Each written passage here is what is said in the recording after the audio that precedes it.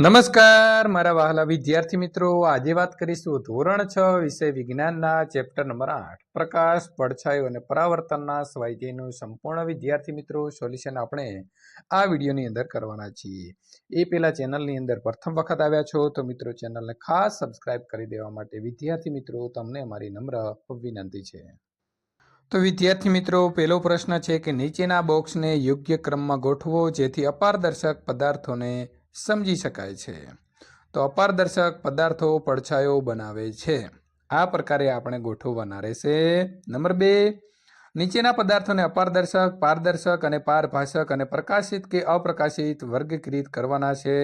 તો વિદ્યાર્થી મિત્રો, હવા, પાણી, ખડકના ટુકડો, એલ્યુમિનિયમની શીટ, અરીસો, લાકડાનું પાટિયું, પ્લાસ્ટિકનું ફળ, સીડી, ધુમાડો, સાદા કાચની પ્લેટ, ધુમ્મસ, લોખંડનો લાલચોળ ટુકડો, છત્રી, પ્રકાશિત ફ્લોરોસેન્ટ ટ્યુબ, દિવાલ, કાર્બન પેપર, ગેસ બર્નરની જ્યોત, કાર્ડબોર્ડ, પ્રકાશિત ટોર્ચ, સેલોફેન પેપર, તારનું ગૂંચળું, કેરોસીનનો સ્ટવ, સૂર્ય, આગી અને ચંદ્ર।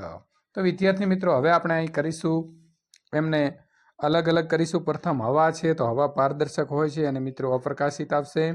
પાણી પારદર્શક અને અપ્રકાશિતમાં આવશે। ખડકનો ટુકડો એ અપારદર્શક અને અપ્રકાશિતમાં આવશે। એલ્યુમિનિયમની શીટ મિત્રો અપારદર્શક અને અપ્રકાશિત। અરીસો છે તો અપારદર્શક અને અપ્રકાશિત। લાકડાનું પાટિયું મિત્રો અપ્રકાશિત અને અપારદર્શક।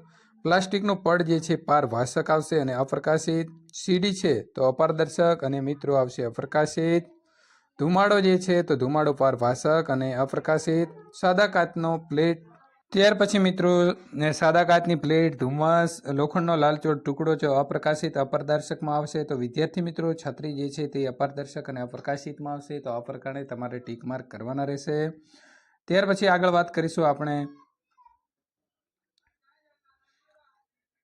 પ્રકાશિત ફ્લોરોસેન્ટ ટ્યુબ છે તો અપારદર્શક અને પ્રકાશિત આવશે। દિવાલ અપારદર્શક આવશે મિત્રો અને અપ્રકાશિત। કાર્બન પેપર છે તો આવશે મિત્રો અપારદર્શક અને અપ્રકાશિત। ગેસ બર્નરની જ્યોત અપારદર્શક આવશે અને પ્રકાશિત। કાર્ડબોર્ડ તો અપારદર્શક અને અપ્રકાશિત। પ્રકાશિત ટોર્ચ મિત્રો અપારદર્શક અને પ્રકાશિત। સેલોફેનનું પેપર જે છે તો અપારદર્શક અને મિત્રો અપ્રકાશિત। તારનું ગૂંચળું જે છે તો અપ્રકાશિતમાં આવશે। કેરોસીનનો સ્ટવ તો મિત્રો અપારદર્શક અને પ્રકાશિતમાં આવશે અને સૂર્ય પણ સેમ ટુ સેમ એ પ્રકારે આગીઓ પણ આવશે, જ્યારે ચંદ્ર છે તે અપ્રકાશિતમાં આવશે।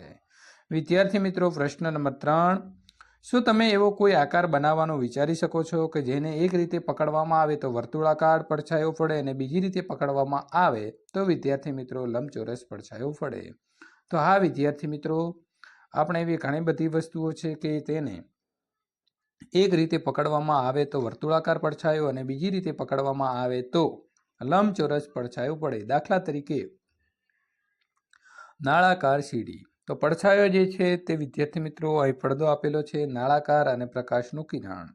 નાળાકાર દ્વારા વર્તુળાકારનો પડછાયો એવી પ્રકારે પડશે, જ્યારે નાળાકાર દ્વારા લંબચોરસ પડછાયો વિદ્યાર્થી મિત્રો તેને નાળાકારને તમે આડાની જગ્યાએ ઊભો પકડશો ત્યારે તેનો પડછાયો જે છે તે લંબચોરસ પડશે।